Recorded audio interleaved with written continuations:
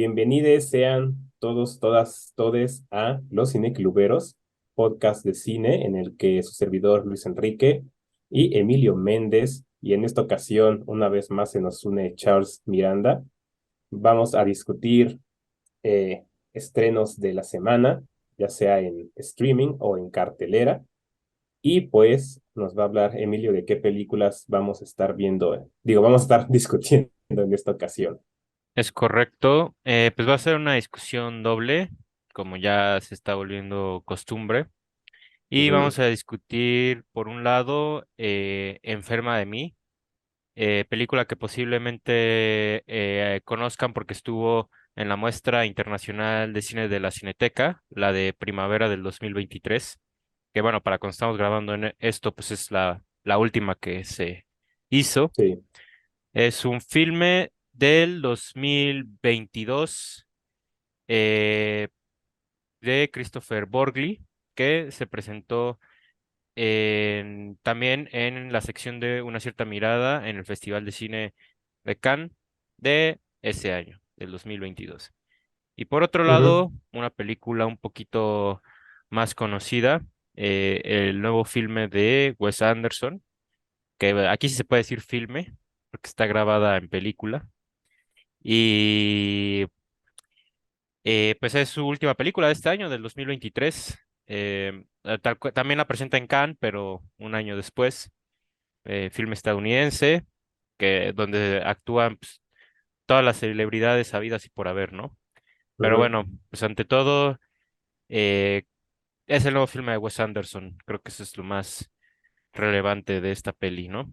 Se está estrenando en todo el mundo a mediados de junio, entonces ahí sí vamos a estar parejos. Entonces, sin más que agregar, no sé si Luis nos podrías comentar un poquito de Enferma de mí. Así es la primera que vamos a discutir entonces. Y pues Enferma de mí, se trata de una chava que se llama, lo combiné el nombre con otro, que creo que voy a tener que buscar entonces cómo se llama. Pero bueno, es una Ah, chava Shine. que, ¿qué? Era algo Ah, así como Signe, sí es cierto, Signe. Signe. Esta chava Signe que es, digamos, la novia de un artista emergente, artista plástico. Y pues bueno, ella tiene como un problema con dejarlo ser el centro de atención. Ella también quiere ser famosa y pues buscando una forma de cómo ser, eh, pues sí, famosa, encuentra una medicina rusa que para la ansiedad, que en la gente causa efectos secundarios como un salpullido extremo en la piel. Y pues ella decide tomar grandes cantidades de esta medicina para que su piel tenga esta reacción. Y pues bueno, al lograrlo, tiene esta enfermedad y por fin logra captar la atención de su pareja y pues en buena parte de los medios, ¿no? Pero bueno, no es tan fácil como parece y pues de ahí salen unas situaciones muy extrañas, no sé cómo decirles, pero que bueno, creo que vale la pena dejarlo ahí, ¿no? Ya es todo lo que pasa ya es mejor la sorpresa. Y pues bueno, para empezar la discusión, Charles ya levantó la mano, entonces vas con tu opinión de Enferma de mí. Pues bueno, es del año pasado, pero se estrenó apenas este año, pero yo creo que ya perfila entre mis favoritas de este año, de 2023. La verdad es que la he disfrutado mucho y creo que en gran parte se debe a lo que tú dices, Luis, de que las cosas no son como tan fáciles como parecen, ¿no? O sea, como que esta sátira sobre esta obsesión o esta necesidad de la atención es algo que se ha exacerbado en nuestros tiempos y pues creo que lo maneja de una manera interesante, ¿no? Por ejemplo, yo sí creo que estas sí son sátiras bien hechas, hechas por directores noruegos, Ujú. no como otras que te echan el mensaje en la cara, ¿verdad? Ruben Östlund. Nada, es cierto. Pero bueno, Aquí, no, aquí, creo que aquí se va a poner cizañoso el asunto. pero creo que eh, normalmente cada cierto tiempo lo comento que de repente la realidad imita la ficción y hay ciertos temas que cada cierto tiempo los investigo aparte y luego descubro una película que llega en ese momento indicado en el que lo estoy investigando. Y algo que me he percatado dentro de las relaciones humanas, o en este caso más específico de las relaciones de pareja, es como en la era posmoderna normalmente las relaciones o las personas que tratan de entrar en relaciones de pareja son como muy centradas en sí mismas. Y eso incluso llega a una especie como de competición, este, a una especie como de era del yo, ¿no? Por ejemplo, me acuerdo de las ideas de Byung-Chul Han en su libro de La agonía del Eros, en el que dice que la otredad es algo que va desapareciendo. Entonces, como no hay otredad, solo importo yo. Y como solo importo yo, al momento de querer buscar una persona con la que compartir ese tiempo, solo me reconozco a mí mismo. Y bueno, creo que a partir de ahí bailando unas ideas muy interesantes sobre esa obsesión de la atención en los tiempos modernos. Pues a mí igualmente me ha parecido una sátira muy audaz. La verdad, también a mí me ha encantado la película. Y no sé si decir que es de mis favoritas. Bueno, hasta ahorita se perfila de mis favoritas de este año, junto con otra película nórdica que, bueno, junto con las otras dos películas nórdicas que hemos hablado recientemente. Una de ellas, Juegos Inocentes, aunque esa es más terror. Y la otra, ahora sí que dejen, lo digo con la, con el honor que se merece. El Uh. Triángulo ganó el cine de la tristeza, Dorime. Es que ya hasta se abrió el cielo cuando dije el título. Pero bueno, o sea, obviamente las dos películas que acabo de mencionar, tanto El Triángulo como Juegos Inocentes, son películas que pareciera no son del mismo año, pero bueno, al menos aquí en México, El Triángulo se estrena por ahí de febrero, Juegos Inocentes Ujú, por ahí de abril, entonces, al menos aquí en México, pues sí, viene como esta ola de cine nórdico que pues la verdad, bueno, obviamente ahí sí depende a quién le pregunten, en cuanto a esta rivalidad que tenemos del Triángulo. Para quien no sepa de dónde proviene, pueden escuchar nuestro capítulo de los Óscares, que está en dos ajá. partes, y en la segunda hablamos del Triángulo ganó el cine de la tristeza, que pues ya lo dije, es una sátira genial, pero más allá de la opinión que cada uno tenga de ellas, o sea, sí me lleva a hablar un poco de esta onda de los nórdicos, creo yo sí es algo de esa zona del mundo, que ellos sí suelen hablar mucho de la naturaleza, digamos, de la sociedad occidental contemporánea, ¿no? Y cuando hablo de esto, me remonto sobre todo, pues sí, a Ruben Östlund, que tiene sus películas como Fuerza Mayor, como El Cuadrado o como El Triángulo ganó el cine de la tristeza, pero también tenemos a Thomas Vinterberg, ¿no? Que con su Sí, Truck Another Round y La Casa también nos está hablando de cosas muy contemporáneas. Y Enferma de mí, dentro de esta sinopsis que amablemente ya nos dio Luis, pues ya vienen encima temas como lo que es el narcisismo y la superficialidad, nuevamente remontándome muy específicamente a Occidente, ¿no? Que tiene que ver con esta onda de, obviamente, de llamar la atención sobre todas las cosas, incluso encima de nuestro bienestar, ¿no? Que ya desde aquí cada quien pensará en distintas conductas y banalidades que hemos hecho recientemente.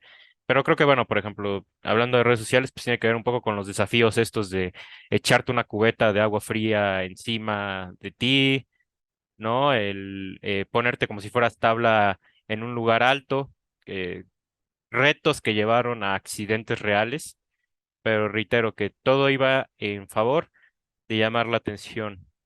Y sí, esto mismo que tú mencionas, Charles, esta naturaleza también de lo que yo llamaría una pareja cansada.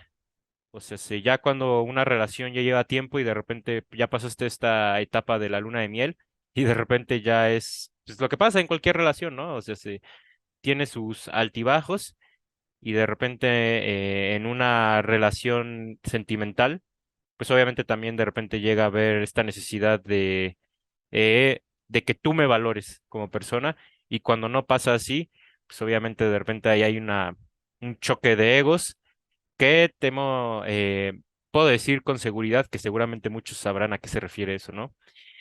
Y entonces esta película me funciona muy bien, me funciona excelente, no solo por esta cuestión de los temas, que obviamente puedes tener temas interesantes, pero importa mucho el cómo los ejecutas. Y esta película es progresiva en cómo se va desenvolviendo dramáticamente. Yo sí puedo decir que conforme va pasando la película, más te va impactando, más te va sorprendiendo. A tal grado que a mi gusto, muchos van a pensar, bueno, creo que no he leído críticas negativas de esta película aún, sí ha de haber, estoy seguro. No he leído críticas negativas, pero estoy seguro que viendo que comentarios negativos, posiblemente habrá quien pueda decir, no, es que esto es muy top, esto es muy exagerado como para poder ser una representación de la naturaleza humana, que para mí sí es una representación de la naturaleza humana. Sin embargo, pues hay que pensar, creo yo, que los arquetipos se forman a través de la hipérbole, ¿no? Y yo creo que Signe eh, sí podría volverse un arquetipo casi casi que así como hablamos del Edipo, sí podríamos hablar en un futuro de una Signe, de tan marcado que es su narcisismo y su naturaleza autodestructiva. Porque, insisto, esta sinopsis que Luis dio al inicio es un punto de partida de cosas bárbaras que van a pasar más adelante dentro de la película. Entonces, pues sí, yo también me sumo al entusiasmo por esta peli. Muy bien, porque yo no. No es cierto. Yo vi primero Enferma de mí o Sick of Myself, como también la pueden encontrar por si de repente en español no les da resultados.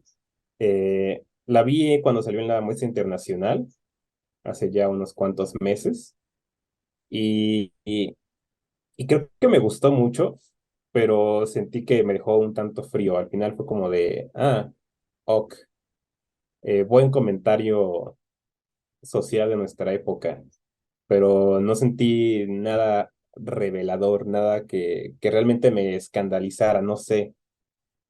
Y por eso tenía como ciertas reservas al verla otra vez, justo para este episodio, y porque creo que no habría podido haber hecho comentarios verdaderamente buenos o sólidos de haber tenido como la percepción inicial.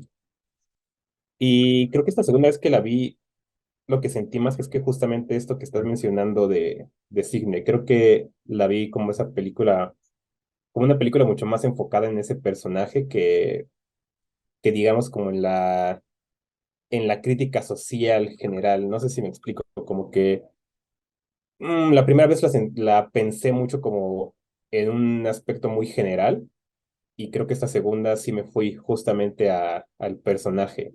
Y creo que ahí es donde se encuentra lo verdaderamente fascinante de Enferma de mí.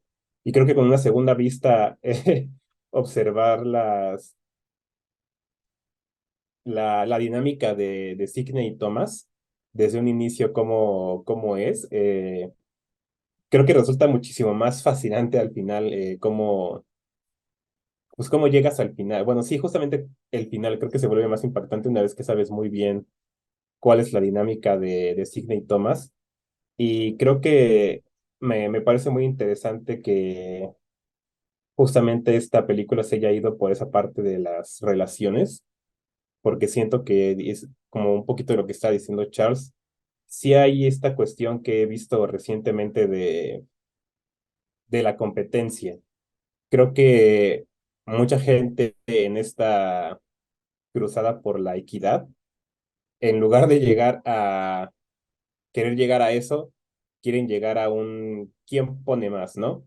Ya no se trata tanto de hombres y mujeres, sino del yo, justamente, del individuo, quién, quién es mejor en la relación.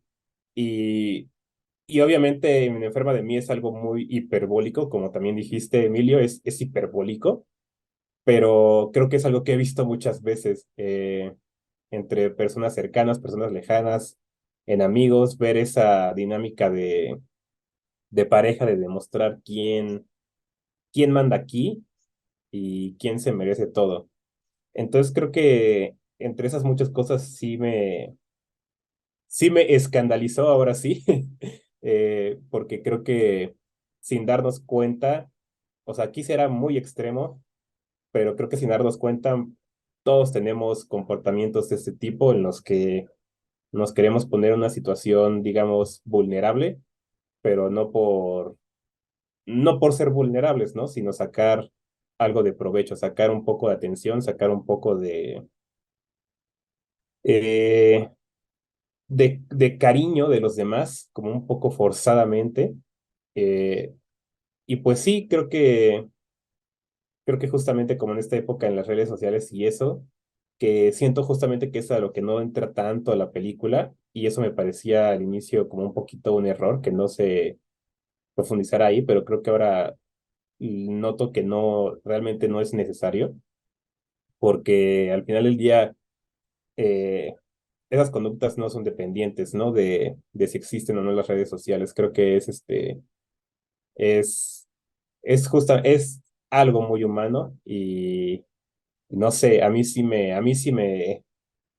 me puso a pensar, ¿no? ¿Cuándo he sido una signe en la vida? Y yo creo que sí han sido un par de veces. Sí, sí, sobre todo esto que dices sobre que no incluya las redes sociales, bueno, incluye el internet de una manera Ujú. medio ahí, pero creo que si hubiera sido con redes sociales también hubiera sido como muy in your face, ¿no? O sea, como de Sí. mira, aplica la red. Bueno, yo no he visto la de Not Okay, que es esta supuesta crítica a los influencers. No sé qué tan obvio sea ahí. Supongo que esa era la intención. Pero, pero bueno, esta parte que mencionas, yo creo que las redes sí han dado margen a, a una ilusión de este deseo. Y creo que también hay una diferencia entre la satisfacción y el deseo. Y creo que mucha gente no busca esa satisfacción, está buscando ese deseo.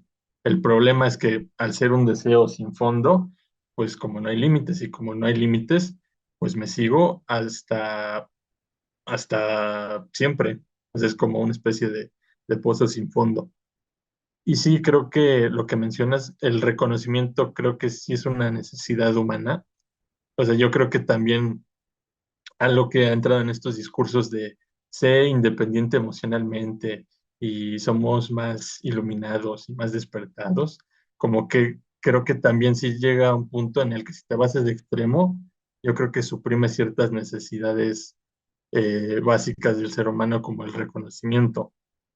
O sea, creo que sí llega a un punto donde sí se ha llevado un individualismo.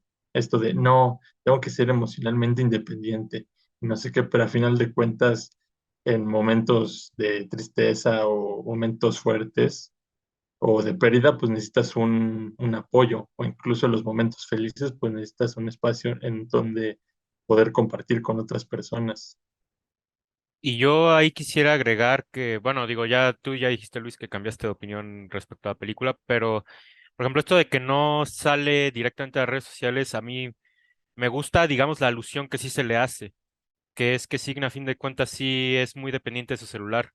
Y esto se Ah, ve en una sí. secuencia donde lo hospitalizan y, por ejemplo, ella lo que hace es irse a tomar fotos al espejo. Y eso, a mi gusto, vuelve más universal la película, el hecho de que no haga alusiones tan específicas.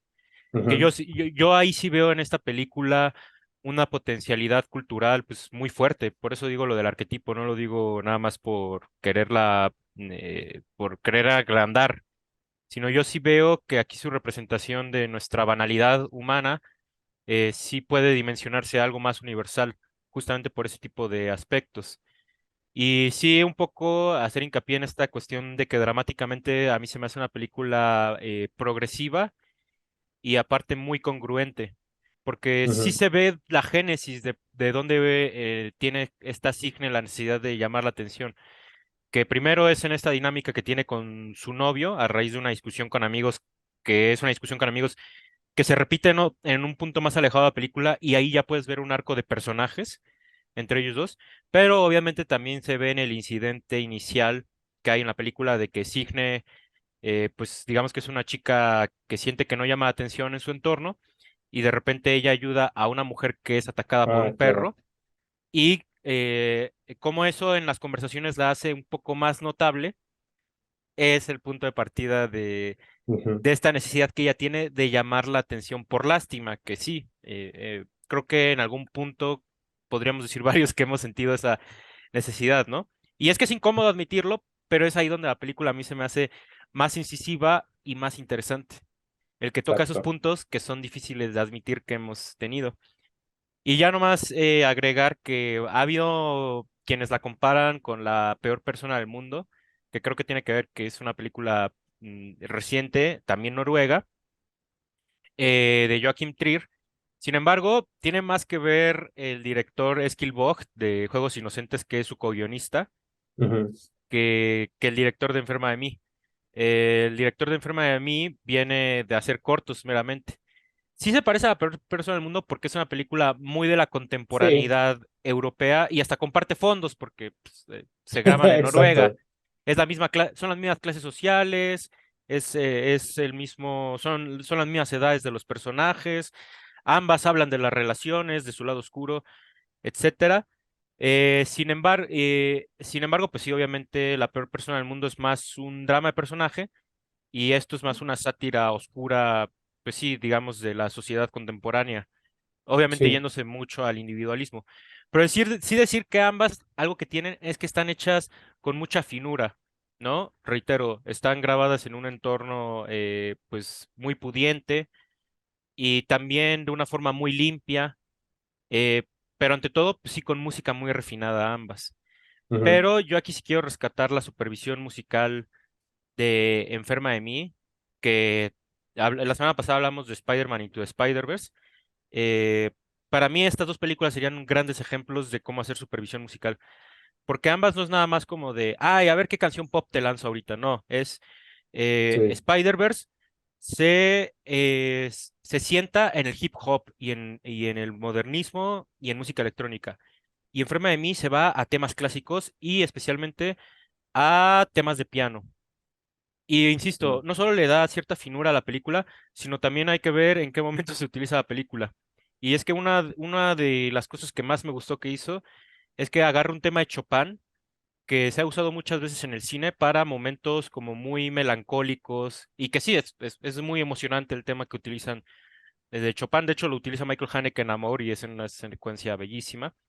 Pero aquí es un contrapunto cuando el personaje ya está muy jodida, o sea, cuando ella sí. ya hace algo muy aquí, muy demente, te ponen ese tema y es como de, o sea, es muy brillante el uso de la música, eso también quise decir de Enferma de mí. Pues sí, creo que justamente había pensado en esta parte de la música porque eh, eh,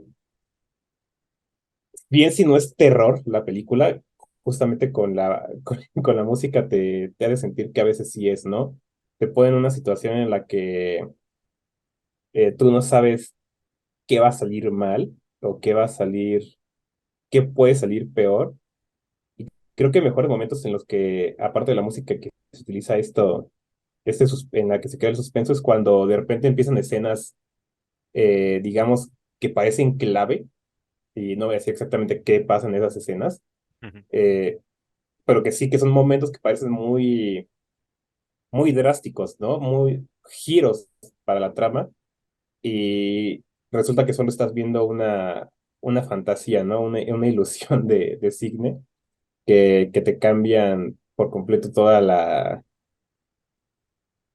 creo que me cambia mucho la visión de ella como personaje, porque justamente son pequeños momentos en los que tú dices, ah, no ma, ya va a cambiar, ya va a ser diferente, y te regresa y no te regresa a la realidad y hace algo peor. Y creo que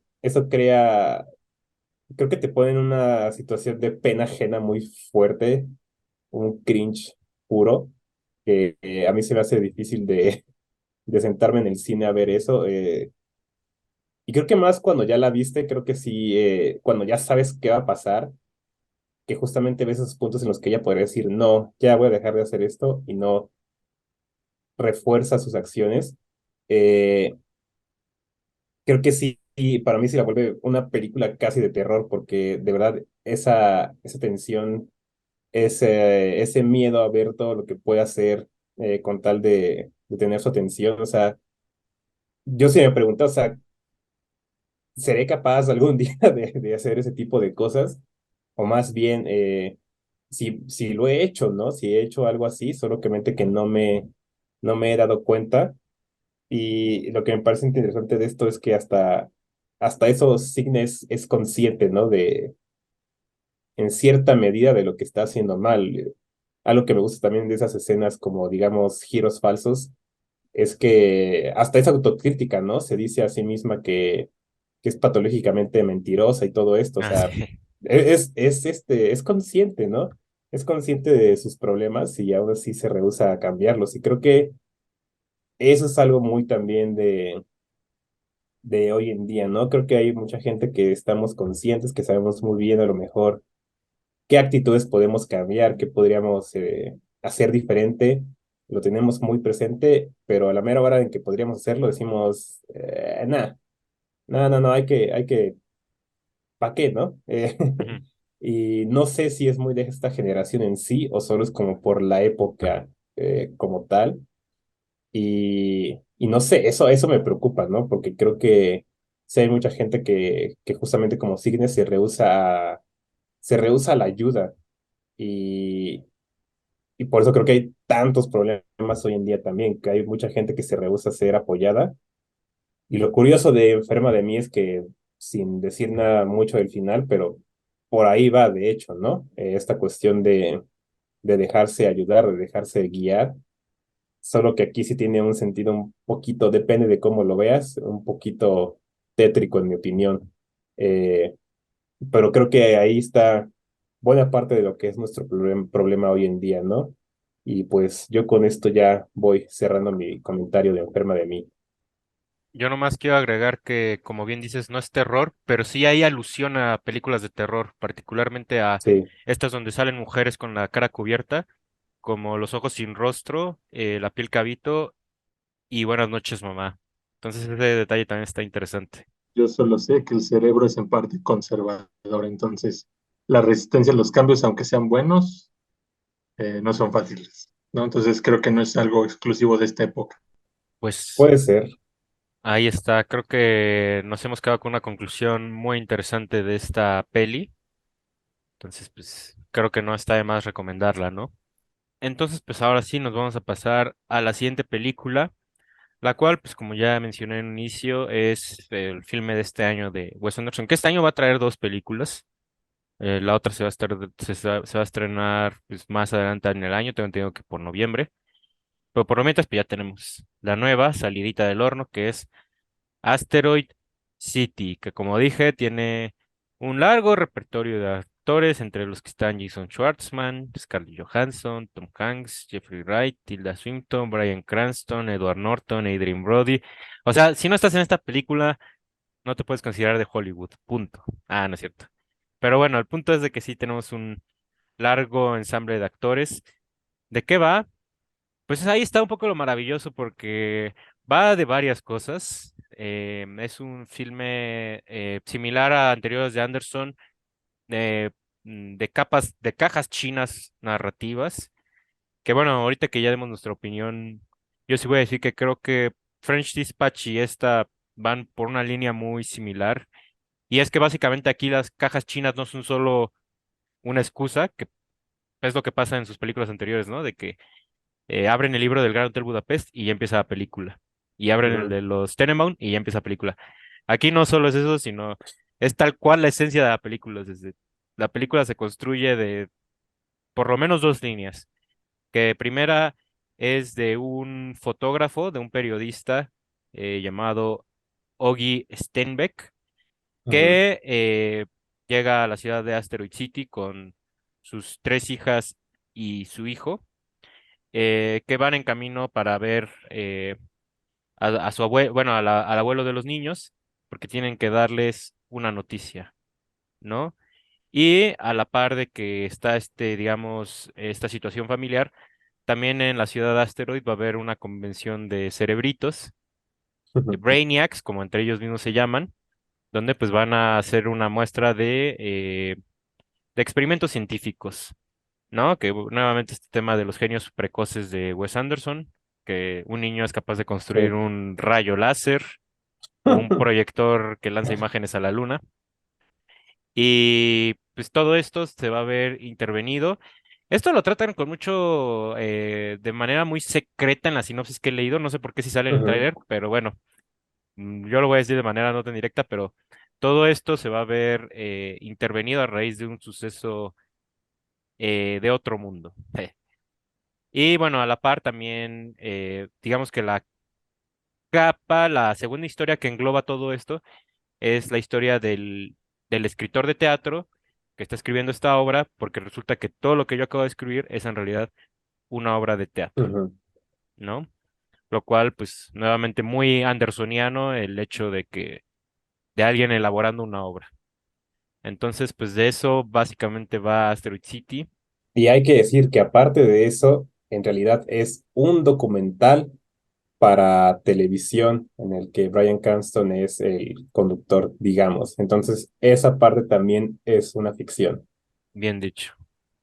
Y pues habiendo agregado eso, Luis, no sé si Charles o tú quieran decir su opinión de la película.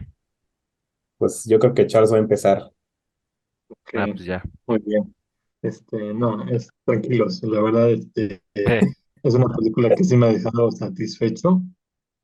La verdad es que por ahí dicen, ser Wes Anderson es complicado y a veces creo que sí podría ser esclavo de uno mismo, porque al tener un estilo tan marcado, tanto su público como el público en general sí tiende a tener esas expectativas sobre sobre su cine.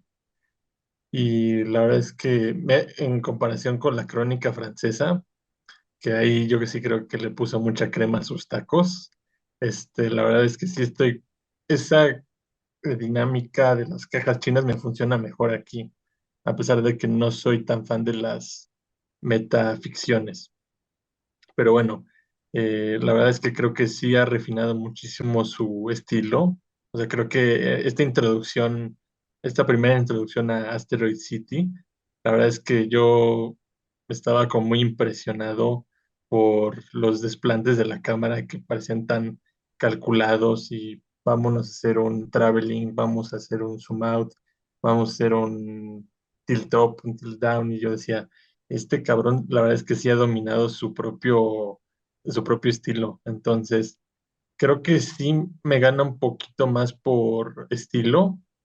No soy tan fan de la sustancia, pero creo que eso es algo que sí me ha pasado con el cine de Wes Anderson. Y creo que por eso entiendo por qué a mucha gente no le termina de gustar. O sea, y no hablo de las críticas despotricadoras de, pinche Wes Anderson, ¿no? Y que es un hippie, no sé qué, sino que hay mucha gente que dice, es que más allá de la simetría y las paletas de colores pastel, como que no me encanta. No sé, siento que no es que sus personajes estén mal, pero como que estas relaciones disfuncionales o estas relaciones entre padres e hijos, como que no soy muy fan de ellas, honestamente. Entonces, pues por el lado de los personajes, yo nunca me he encariñado con alguno de ellos, salvo en sus dos películas animadas y en el Gran Hotel Budapest. Entonces, yo diría que esas son mis tres favoritas de Wes Anderson. Pues sí, creo que es inevitable casi siempre que al hablar de Wes Anderson de su nueva película, hablar en general de su figura. Primera porque es un autor absoluto, casi que de los mejores ejemplos, y no por decir que sea el mejor autor, sino porque cuando se dice que un autor siempre hace la misma película, Wes Anderson es de esos, siempre hace la misma película, por lo menos siempre usa la misma toma, que es la frontal de 90 grados, o la frontal, o la lateral de 90 grados. Entonces ya desde ahí es un autor absoluto, pero ahora también su tono, o sea, personajes pálidos, vacuos, hablando de manera plana, ¿no? Hablando de manera irracional, En esta película tan solo cuando se les da la noticia a los hijos que se las tiene que dar el padre, reaccionan como si les hubieran dado la temperatura del día, o sea, es irracional. Entonces, obviamente, Wes Anderson lo ubicamos bastante. Ahora, claramente, este cineasta, digamos que sí tiene un auge, por lo menos creo yo, tiene que ver con el Hotel Budapest, que fue la película que, sí, todos amaron, ¿no? Y ya después de Budapest se tardó un poquito en hacer Isla de Perros y ya desde ahí empezó a tener detractores más marcados. Pero sí quisiera decir que incluso en su momento de auge ya tenía detractores, entonces en efecto, Wes Anderson es alguien que siempre tiene detractores por esto mismo de que se le llega a adjudicar esta idea de estilo sobre sustancia. A mí personalmente es un director que me gusta mucho. Sí creo que sus mejores películas son en este periodo del auge. Sin embargo, a mí me sigue interesando bastante. Más porque, por ejemplo, lo que es Isla de Perros y French Dispatch, por lo menos son un lujo visual, o sea, son barroquismo puro y sí, o sea, sí, yo no, son películas de alto detalle que no me cabe en los ojos, ¿no? Y ahora nos pasamos a Asteroid City y de entrada algo que me gusta es que sí es, digamos, un poco contracorriente a todo lo que acabo de decir, porque esta es una película más llana, es como más silenciosa, es más sutil, a mi gusto. Pero al mismo tiempo es muy cargada. O sea, sí, sí hay muchas ideas detrás de esta película que yo creo que en un primer acercamiento sí puede llegar a ser un poco desasosegante, o al menos lo fue un poquito para mí. Y bueno, he Ujú. escuchado a otras personas y creo que también sí, sí es algo que le pasa a otros espectadores. Entonces, creo que es un primer comentario. Pero sí es una película que al menos yo sí puedo decir, siento que hay algo aquí, hay algo más profundo, porque el cine de Anderson en general a mí se me hace un cine muy profundo. Porque siempre, insisto, es esta capa de melancolía que está cubierta a raíz de colores pues más bonitos, a través de comedia. Y a mi gusto, creo que esa es una reflexión que yo quisiera sacar de Wes Anderson. Para mí es el gran cineasta cómico de nuestro tiempo. Eh, no solo porque él sabe hacer muy bien estos contrastes de comedia y melancolía, lo cual se lleva súper bien, sino porque también, pues, sumado a su estilo virtuoso, pues claramente es un cineasta que se hace notar, que es un cineasta pregnante. Entonces, yo a veces pienso si Wes Anderson deberíamos de juzgarlo o considerarlo por película o por obra, porque eso Mm. también es una cuestión de los autores, ¿no? Los autores de repente tratan a sus películas no como películas individuales, sino como parte de su obra, ¿no? Y claramente esta película como parte de la obra de Anderson, yo sí siento que es un aporte bastante interesante a mi gusto, por el contexto que explora, por un poco esta capa más sutil, ¿no? Entonces, a mí, si bien no sé si podría ser mi favorita de Anderson, eso tal vez con los años lo sabré mejor, sí es una película que pues me ha gustado bastante. Creo que hay más en ella que todavía puedo descifrar. Pues, híjole, creo que justo a mí es eso lo que me encantó de Asteroid City. Es una película que te pide rascarle un poquito más de lo que viste y que creo que sí lo encuentras también con volviéndola a ver. Yo la he visto ya ahorita 2 veces y sí siento que es como una revelación de la segunda vista. Pero bueno, creo que sí es cierto que es como difícil hablar de Anderson sin hablar de su filmografía en general, ¿no? Como que esa fuerza una discusión muy de su obra. Y justamente esa es una de las capas que me gusta mucho de Asteroid City. Creo que es una película en la que el propio Anderson está hablando de esta cuestión, esta crítica, ¿no? Que se le hace de el estilo sobre la substancia.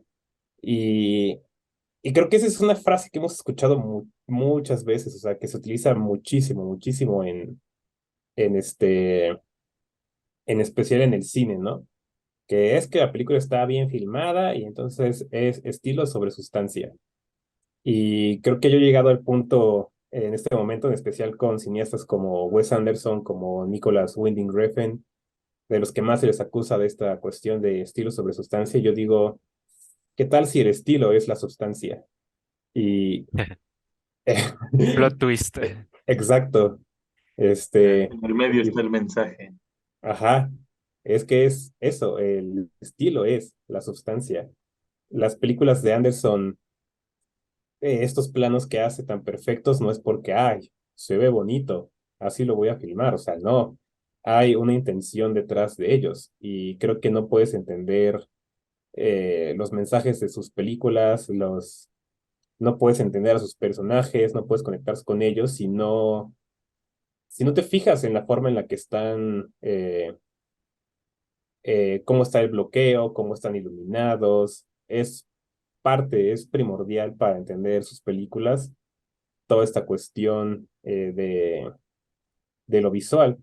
Y con Asteroid City me queda clarísimo, ¿no? Creo que es una película muy, como dices, Emilio, está muy llena de detalles, es barroca y a la vez es muy simplista. Y siento que ese es Wes Anderson juntando como la simpleza de sus primeras películas con la habilidad que ya ganó en los últimos años, ¿no? Que no por nada como que se ha tardado un poquito más en hacer sus películas. Han habido otras cuestiones, pero obviamente por una parte Isla de Perros pues es animación, obviamente se tardó más en hacerse. The French Dispatch pues salió en pandemia, se tardó también por eso. Y creo que Asteroid City sí combina muy bien como esto que tenía al inicio, más eh, melancólico y gracioso, Ujú. con su estilo ya llevado al extremo, ¿no? Y a mí me parece algo espectacular que lo hace bastante bien, eh, pero que también a la vez se nota que él mismo está preocupado, ¿no? Que tanto se está dejando llevar por el estilo y no tanto por lo que siente. Y si algo así, creo que concuerdo con las críticas a sus últimas películas, que justamente no se siente tan personal como el resto. O sea, Mm. The French Dispatch y Isla de Perros como que no sé realmente qué me dicen de Wes Anderson, no como Rushmore. Y Asteroid City creo que eso es lo que tiene, que es muy de Anderson, no solo como artista, sino como persona. Y vuelve, sí, como es esta cuestión de los niños genio, que siempre han estado, pero creo que aquí está muchísimo más marcado. Creo que hasta se está burlando un poquito de él en la infancia. Está haciendo un poquito, digamos, se adula un poco y creo que lo hace no con tanto ego, pero digo, pues cada quien, ¿no? Si te atreves a llamarte a ti que eras un niño genio, eh, pues vas, ¿no? Ujú. Y él mismo lo hace con cierta reserva, ¿no? Como que no es exactamente la cosa más feliz del mundo. Y a la vez se llama a un adulto desdichado, que creo que eso es lo que más me parece interesante de esta película. Los personajes adultos son muy desdichados Ujú. y es muy interesante también el hecho de que Jason Schwartzman sea otra vez el protagonista, ¿no? Que ya se había quedado un poquito atrás en los elencos. Bueno, o sea, siempre está, pero creo que no había sido el protagónico en un rato. Y, y aquí el hecho de como verlo crecer, ¿no? Es como ver esos personajes que había hecho antes ya en una etapa mayor. Me parece algo muy, muy genial. Entonces creo que a mí lo que me gusta de Story City es que todo esto lo saco no porque Wes Anderson lo diga así en diálogos, porque lo exprese verbalmente, sino por ver las imágenes que hace. Creo que esa es la magia del cine de Anderson y que no valoramos tanto como yo digo que deberíamos, porque sus imágenes dicen muchas cosas y uno pensara que es geométricamente perfecto, pero no, mi chavo, hay mucho detrás de cada toma, hay más intenciones. Y por eso este tren de TikTok que como que eh, Lo más que ninguneo. promocionarlo, entre que le hizo daño y entre que, eh, no sé, creo que al final para mí habla muy bien de él, el hecho de que por más que uno quiera imitar lo que este sujeto hace, resulta muy complicado, ¿no? Uno hace sus imágenes de IA y sus videos y esto y dices, ok, sí entiendo a dónde van, pero veo Asteroid City y digo, no, nadie tiene eso que se necesita para verdaderamente hacer un plano de Wes Anderson. Y, y creo que Asteroid City lo demuestra muy bien, ¿no? Creo que esa esencia de Anderson es justamente la emoción que tiene detrás de cada cuadro.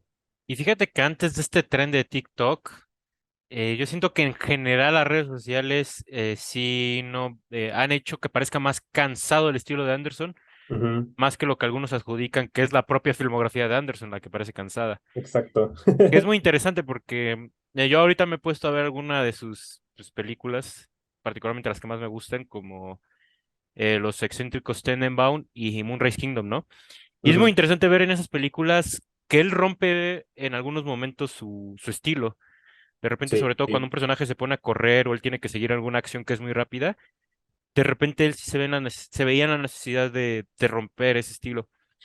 Pero, por ejemplo, ya en sus últimas dos películas, o en la animación, en animación es obvio porque su estilo es 100% Anderson, ¿no? Porque en sí sus películas ya exigen ser animación. O sea, casi. pues en French Dispatch hasta hay una secuencia que Ujú, tal cual es animación, ¿no? Pero estos personajes que caminan de manera rígida, tan vestidos de manera tan excéntrica, obviamente exigen ser animación. De hecho, estoy seguro que él las hubiera hecho animación, pero seguramente hay algo ahí de manufactura que exigía más, ¿no? Pero entonces, insisto, te pasas de Moonrise Kingdom y los Tenenbaum a estas dos últimas, que es French Dispatch y Asteroid City, ya lo dominó, o sea, ya de verdad toda la película es Anderson sin romperse, ¿no?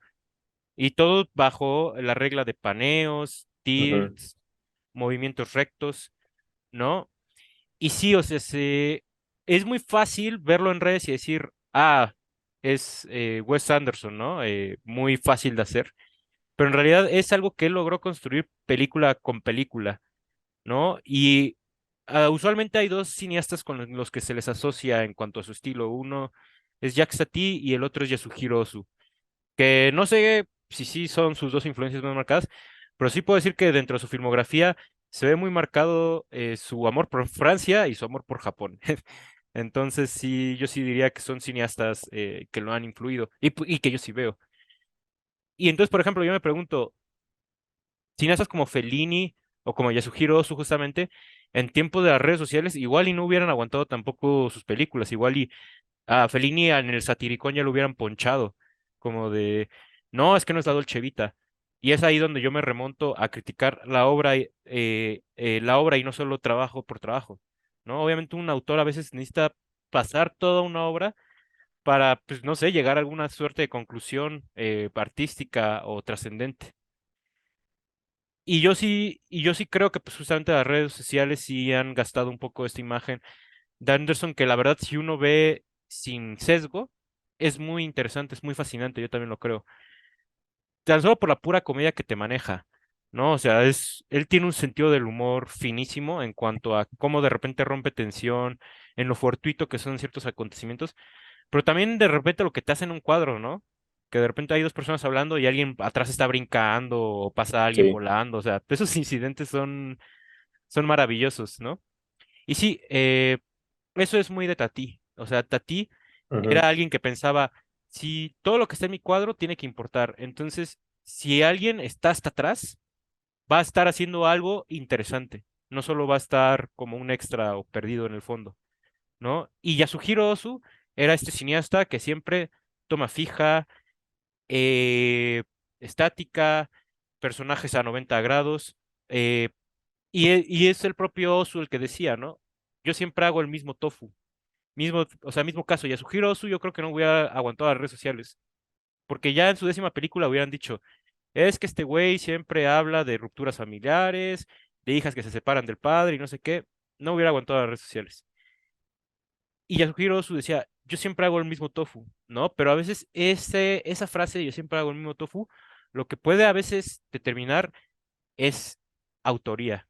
Y es que yo sí reitero, el autor siempre va a ser la misma película, lo dice Guillermo del Toro. Yo lo veo ujú, muy claro en Tarantino, o sea, Tarantino, Perros de Reserva y Once Upon a Time in Hollywood es la misma película. Cuentan cosas muy distintas, muestran una madurez de un cineasta, pero muestra sus mismas inquietudes, muestra sus mismos juegos del ritmo, ¿no? Es más, hasta George Miller. Yo sí diría que Happy Feet es la misma película que Mad Max, ¿no? Y que Babe el Porquito Valiente. No sé cómo, pero estoy seguro que son la misma película. Entonces, pues sí, eso es algo que yo también estoy muy de acuerdo, Luis. O sea, yo sí siento que se dice muy fácil del estilo cansado de Anderson, pero en realidad yo sí hablaría también ahí de madurez, de bastante Ujú. madurez y de bastante confianza, porque obviamente no se hizo de la noche a la mañana. Si uno ve Rushmore y se pasa a Asteroid City, claramente se ve un cineasta que aprendió a dominarse a sí mismo. Y algo que me gusta mucho de esta película es justamente este vacío que muestran los adultos, que al mismo tiempo lo muestran los niños, pero lo muestran de manera temprana, por así decirlo. Y es que aquí los adultos, si yo tuviera que resumir de dónde proviene su melancolía, es que ninguno tiene todo lo que quiere, ¿no? Ujú. Y entonces ellos están en esa constante búsqueda y al mismo tiempo en esa constante renuncia de decir, no, pues yo nunca lo voy a tener. ¿No? Que es ahí donde se vuelve muy significativo la relación entre Jason Schwartzman Scarlett Johansson. y Scarlett Johansson, exactamente. Entonces, pues sí, yo también estaría dentro de esa idea. Bueno, un poco sobre lo que hablaban, sobre Yasuhiro Ozu y el hecho de que él dice, yo preparo el mismo tofu, me recordó una frase de un video que yo vi. De hecho, creo que así se llama el video, sobre hacer cine, pero dice, no toques el pescado, concéntrate en el arroz. Y lo que quiere decir esta frase es que para los cocineros de sushi, lo primero que tienes que hacer es aprender a cocinar el arroz, porque es lo más básico, lo más elemental. Ujú. Y preparar el pescado es lo más difícil, lo que le viene después. Y él dice, yo creo, el del cuate del video, yo creo que muchos estudiantes de cine fallan en hacer cine porque están queriendo cocinar el pescado cuando ni siquiera han cocinado el arroz. Entonces, esto que hablan sobre la evolución de Anderson y la depuración de su estilo, es algo que yo veo, o sea, sí veo como la misma película, pero es una película más, mejor trabajada, más, no sé si podríamos decir que se le han alimado las asperezas, pero sí veo, como lo decía al inicio, un control muy grande sobre los encuadres, los movimientos. Ahorita que Emilio estaba hablando sobre esto de dejar un personaje en el fondo, pero que ese personaje de repente haga algo, era algo que no le había, bueno, le había más o menos puesto atención cuando la estaba viendo, pero ahorita veo, y sí, cuántos personajes tiene, aparte porque es el elenco muy grande, cuántos personajes tiene y qué tan bien controlados los tiene a todos en estos movimientos, en estos paneos, que por ahí de repente como que sí siento que fue un falso plano secuencia de paneos, porque creo que sí hay partes en las que sí se me cortó un poquito, no, o no sé si fue la sala, pero No, no fue la sala. creo Ah. que no fue la sala Yo era el 4K de proyeccionista. Cinemanía, Ah, Exacto. no fue este, no nos están pagando, pero yo se las recomiendo ir a ver a esa sala porque la verdad es que sí es un deleite. Pero bueno, aquí lo que quiero decir es eh, que a pesar de que sí se le pueda criticar esto de que hace la misma película, creo que también ha sido una persona que ha sido fiel a sí misma. O sea, y creo que también Sí. el que haya hecho eso durante los noventas, los 2000, los 2010 y ahora esta década, o sea, serse fiel a sí mismo durante estas 4 décadas, pues yo creo que sí es algo por lo que lo respeto. O sea, creo que sí está algo lejos de ser no, bueno, sí está lejos de ser de mis cineastas favoritos, pero pues la verdad lo respeto por eso. Y yo siento que justo lo que me está pasando es que antes no lo consideraba de mis cineastas favoritos, pero creo que por películas como esta, eso me está cambiando. Anderson se me está haciendo muy, muy, muy, muy interesante. Y, y creo que una parte de ello es todo lo que hemos ya mencionado, cómo hace la misma película, cómo sus personajes son los mismos. Pero a mí creo que algo que me parece todavía más interesante es que eh, uno de los comentarios que más he visto de esta película es que es muy fría, ¿no? Que no hay como algo emocionalmente pasando, que no hay como que la historia no es así tan, que no pega. Yo digo, híjole, es que no estás viendo, chavo, no la estás viendo bien. Eh, Porque siento que algo que está haciendo muy interesante Anderson es cómo meter la emoción en las imágenes de una forma muy tenue, que no es necesario justamente romper su estilo, ¿no? De los personajes para hacerte saber que sus emociones están hasta el punto, ¿no? Y, y creo que ahí sí hay por ahí un punto en el que sí se rompe su estilo, porque hay un momento en el que el personaje de Tom Hanks como que quiere ahorcar a Jason Schwartzman, pero no lo hace. Eso se me hizo muy fuera de los personajes de Wes Anderson. Eh, pero creo que a mí me parece genial que esta película no tiene que recurrir a grandes expresiones, ¿no? Para hacerte saber que algo pasó. Y, y eso es lo genial del clímax, que el clímax es una escena que no sé ni siquiera cómo escribirlo, es una escena que no existe, porque te lo declaran como tal que fue cortada de la historia. Mm. Y, y aún así creo que es uno de los momentos más poderosos en la filmografía de Anderson. eh, y es una escena que no tendría por qué estar ahí, que por naturaleza también está metida en lo metaficcional, ¿no? Está, pues sí, no existe dentro de la ficción. Y, y a mí, no sé, a mí me gusta mucho más eso, porque creo que, como digo, es este Anderson muy consciente de su estilo, de sus películas, y que creo que es alguien que, que, res- que en su vida ha necesitado mucho como la ficción, ¿no? Para existir. Creo que, y eso es algo que siento yo que comparto mucho. No sé para las demás personas cómo sea, pero al menos para mí sí es así, que hay cosas que no entiendes de la vida hasta que no las escuchas, como aquí en este caso, varios de los personajes no procesan su vida real hasta que la obra como tal de Asteroid City se los dice. Y justamente lo mismo puedo decir yo de mi vida, ¿no? Creo que hay cosas que no comprendí hasta que las películas de Wes Anderson me lo dijeron. Ujú. Creo que eso es algo que muy pocos cineastas realmente pueden hacer. Y Wes Anderson lo hace sin decir mucho. Es simplemente, como digo, es parte de su estilo. Él lo está haciendo con imágenes.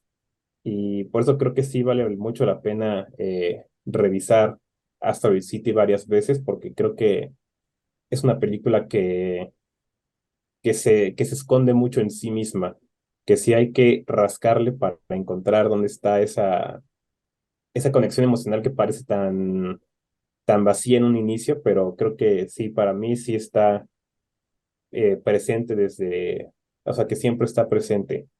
Y pues no sé, creo que sí, ya para ir cerrando mi comentario, o sea, creo que sí es una película que me llegó. Eh, Creo que es una película muy dirigida para a cualquier persona que le guste mucho el arte, el cine en general. Por eso creo que esos comentarios de que es una película para fans de Wes Anderson, yo digo, nah, no, compadre, depende cómo lo hayas tratado Wes Anderson en la vida, pero creo que Ajá. es una película que más bien sería buena para cualquiera conectar con ella. Y, y pues no sé, creo que es muy valiosa. Es justamente un autor puesto a su punto, muy consciente de su trabajo, muy consciente de que como dices también, Emilio, algo que me faltó mencionar, que los personajes que lo que sienten que les hace falta algo, y creo que justamente Wes Anderson está en esa situación, podrá estar en un punto de éxito de su carrera muy fuerte y aún así dice, qué pex, qué está mal, ¿no? Y, y creo que en parte de eso va la película. Entonces, híjole, a mí me pareció muy especial en muchos sentidos, entonces. Pues mira, de repente estos comentarios de que no, esta película es para fans y solo los fans la pueden disfrutar, como que sí ha sido un comentario que, primero que no me gusta y segundo como que lo hacen para poner una especie de escudos o para Ujú, justificar o que por qué te gusta o por qué no te gusta, ¿no? Pero que al final de cuentas es una obra de un cineasta ya reconocido o es una adaptación de otro medio, pues creo que lo ideal es que dentro de ese público general conecten varias personas. O sea, por eso lo estás adaptando o demás, ¿no? Pero creo que esto que dices sobre la insatisfacción, pues yo creo que es algo normal. O sea, creo que si estuviéramos 100% satisfechos con nuestra vida, no nos estaríamos moviendo hacia algún lado. Y eso lo relacionan exacto. también un poco con Enferma de mí, que es precisamente Ujú, esta, hasta dónde te puede llevar la insatisfacción si no le pones como pues un tope o una especie de mínimo de meta a tu deseo, ¿no? Porque capaz si es un deseo que no es factible o es un deseo que está muy lejos y a lo mejor pues te puede tomar toda una vida en querer conseguirlo. Ya está en tu decisión si quieres disfrutar el camino o pues si te vas a jugar todo para llegar al destino. Y ya, con eso cierro. Y yo nomás quiero terminar diciendo una revelación que me acaba de venir a la mente, que es que básicamente lo que une a las dos películas de este episodio es que estamos hablando de las que podrían ser dos grandes comedias de este año. sí, Insisto, Enferma de mí es del año pasado, pero por lo menos varios lo estamos viendo apenas ahorita. Y sí, yo creo que estamos hablando de dos grandes comedias. Una que es una sátira muy contemporánea y otra que es una comedia, digamos, más pura, más, pues sí, clásica, yo diría yo, porque es ese tipo de comedia que está bañada un poco con una capa de melancolía, ujú, es muy de cineastas clásicos, es muy de Billy Wilder, por ejemplo. Él no te hacía comedias payasas, eran siempre comedias como muy profundas. Entonces, pues sí quiero llegar, quería decir ese punto, esa línea que conecta ambas películas, y obviamente nada más rescatar a Anderson como un gran autor cinematográfico, porque, o sea, de entrada ese estilo tan reconocible, pero aparte que sus películas exigen verse y escucharse. O sea, no, sí, una película de Anderson, si la pones de fondo, no le estás haciendo justicia, porque es una película que merece verse y apreciarse sonoramente. Pero también, En la sala insisto, 4 de Cinemanía con el proyecto. exactamente. Y también como un autor cómico, tal vez como uno de los últimos grandes. Porque en sí muchos han comentado que la comedia pura ya está muerta. Y bueno, al menos en el cine comercial sí es cierto, o sea, comedias puras ya casi no existen. no, Y entonces de repente llega Anderson y sigue haciendo este tipo de comedia tan marcada que, insisto, no es comedia por comedia, o sea, que con finales felices. El Hotel Budapest es una comedia que tiene un final muy triste. Y esta película, si bien no necesariamente tiene ese final triste, sí tiene un trasfondo triste, que es ahí donde también se vuelve una película, pues, la verdad, muy compleja, muy interesante, porque tiene una melancolía, pues, casi invisible. ujú. Y entonces eso la hace, pues, insisto, más fascinante. Y ahora sí que terminando esta discusión es cuando a mí me cae el 20 que sí, o sea, sí creo que eso es lo que la vuelve una pieza valiosa dentro de la obra de Anderson, a mi gusto. Pues ahí está, creo que sí es una película que el tiempo le dará la razón, y si no, todos están equivocados. Ajá. Pero bueno, eh, pues sí, muy buena discusión de estas dos películas, y pues a todos los que hayan llegado a este punto les agradecemos y los esperamos a la próxima. Hasta la Adiós. próxima.